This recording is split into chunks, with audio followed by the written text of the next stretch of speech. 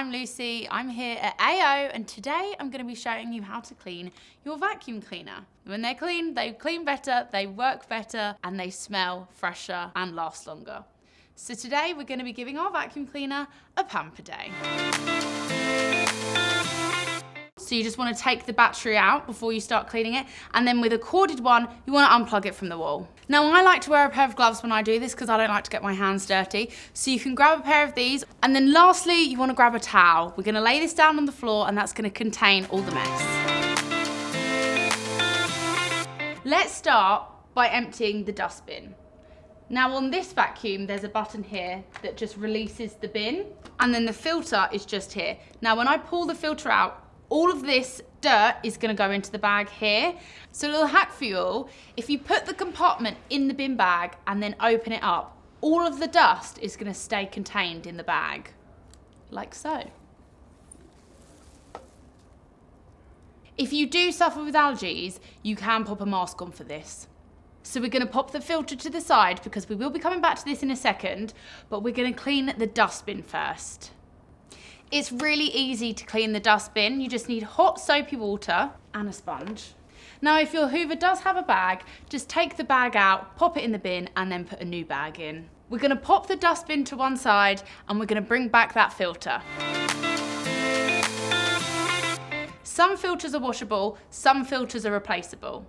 If yours is washable, you rinse it under cold water and leave it to dry for at least 24 hours.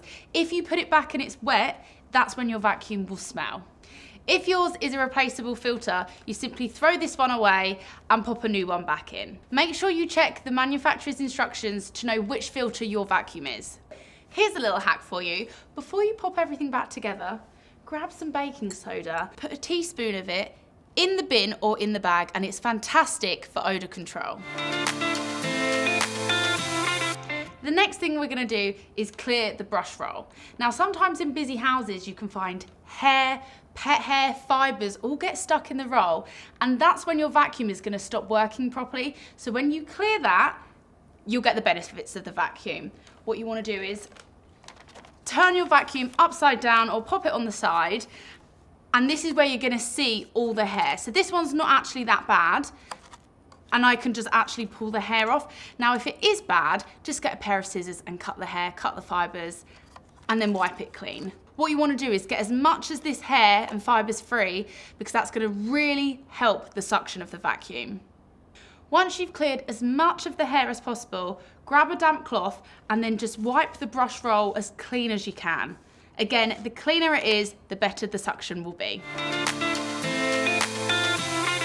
Next, we're going to give the body of the vacuum a wipe down with some mild soapy water and a microfiber cloth. Make sure you're getting all the nooks and crannies. This one's got a few buttons, so I'm just going to make sure I get in there. I'd recommend you make sure you get to the wheels as well, because these actually can get pretty dirty. And on the top of the brush roll as well. You'd be surprised how dusty these can get. Make sure you get to the top of the handle as well. All these little places where dirt can be hiding. So like any good spa day, you want to have a good scrub down. Make sure everything's completely dry before you put it all back together. Just like this. Give it a wipe down. Try and remove as much water as you can.